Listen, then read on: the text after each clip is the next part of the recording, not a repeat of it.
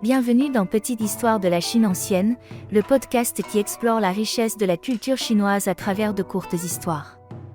Au 1er siècle de notre ère, sous la dynastie des Han de l'Est, un vent nouveau souffla sur la Chine. Un vent venu de très loin, porté par les caravanes de la route de la soie. Ce vent, c'était le bouddhisme.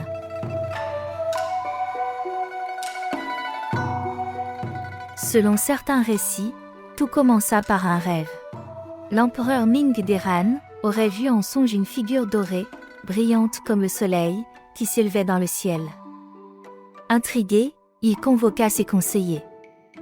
L'un d'eux lui expliqua que dans les contrées de l'Ouest, il existait un sage, dont l'âme s'était élevée jusqu'au paradis, le Bouddha. L'empereur, fasciné, décida d'envoyer une mission vers l'Inde, pour en savoir plus.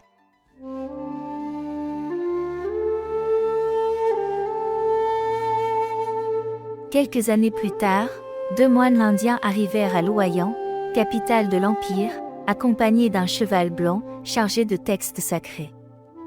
L'empereur fit alors construire un temple pour les accueillir, le temple du cheval blanc, Bema-se.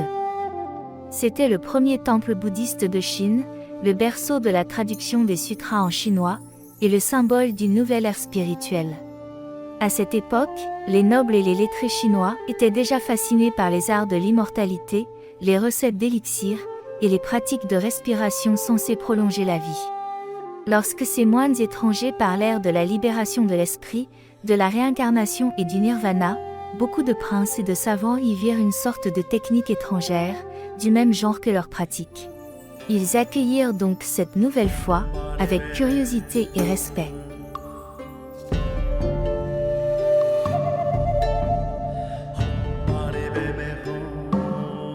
Pourtant, cette rencontre allait profondément bouleverser la Chine. Sous l'influence du bouddhisme, les traditions locales commencèrent à s'organiser, à se doter de temples, de prêtres et de textes canoniques. Ce fut la naissance du taoïsme religieux, qui emprunta au bouddhisme son organisation et son vocabulaire spirituel, tout en gardant la couleur chinoise de la quête d'harmonie avec le Dao.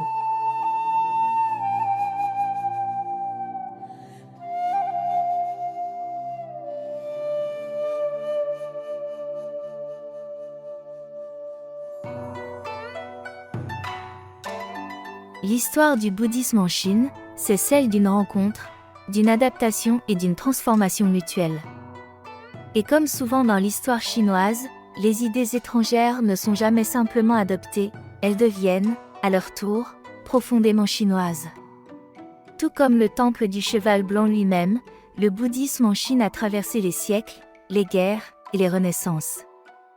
Plusieurs fois détruit, plusieurs fois reconstruit, le Bema-se se dresse encore aujourd'hui dans la banlieue de Luoyang, empli de l'encens et des prières des fidèles. Merci de nous avoir écoutés, et à très bientôt.